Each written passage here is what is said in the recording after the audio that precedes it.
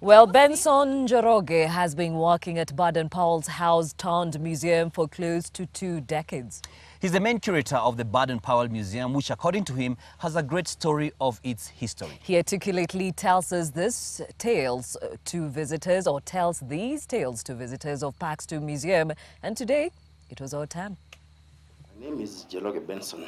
I've worked for more than 20 years. I was employed by the block hotels some years ago, but I have worked in different departments. Here in Auspan, this is where we have the museum.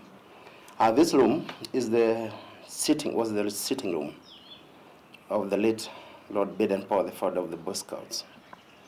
And it's a big story of how he came here, because for the first time for him, he came in 1933 to come here.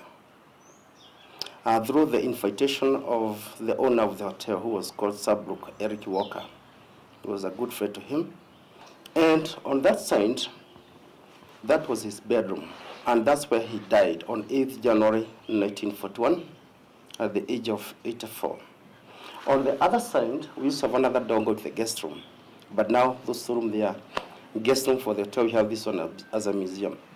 Although his bedroom is a special room, it's occupied on a request, or maybe somebody's from the Scout movement, or maybe the hotel's house full. When Baden Powell came here, through that kind of invitation to see the treetops, he said the climate of Nyeri is so good for him, he'd like to come back and stay here. So he requested that gentleman to build a house for him, and the house to visit Mount Kenya. And he left some money, that's 600 pounds, and he went back home to England. In 1938, he came back again, together with the wife, and when they came back, they called this house Paxtu. Pax means peace. Paxtu means the second home, because we have Pax Hill, which is in England. That was the first house for Baden Powell, and because of Pax Hill, he called this one Paxtu, a Latin one, meaning the second home. Unfortunately, it was second and last for him, because from that time, he did not go outside Kenya. He stayed here. He came here at the age of 81, died at the age of 84. He was born 22nd February 1857.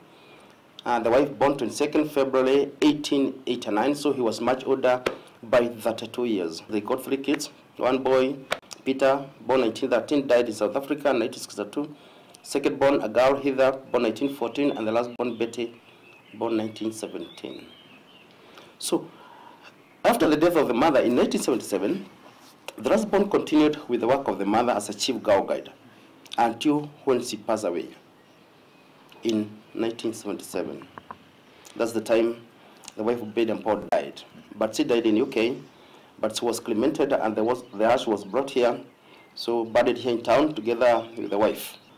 This one is very, very important to the Scouts movement, because this is where he spent his last rusty days. So people from different countries all over the world do come here, especially on 22nd February every year. They do come here. They are the one who leaves the venues around, the scarf, the bunches, the messages. Then they march from here, mostly with the Kenya Police Band, up to the grave where he was buried. This one has given Kenya, as I can say, Kenya, a good name, because this is where he died. And before he left home, he said, I'm going to Kenya, to Nyeri, and that's my resting place.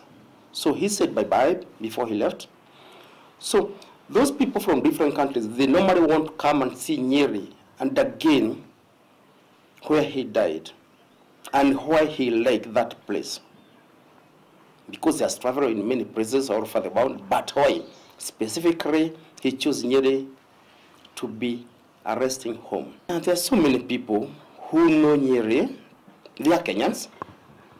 They know Nyeri. Maybe they are from Kiambu or from Kakamega or from Mombasa, but they don't know other places. They know Nyeri. Why? Specifically because of Baden Powell. So he brought a good name to Nyeri.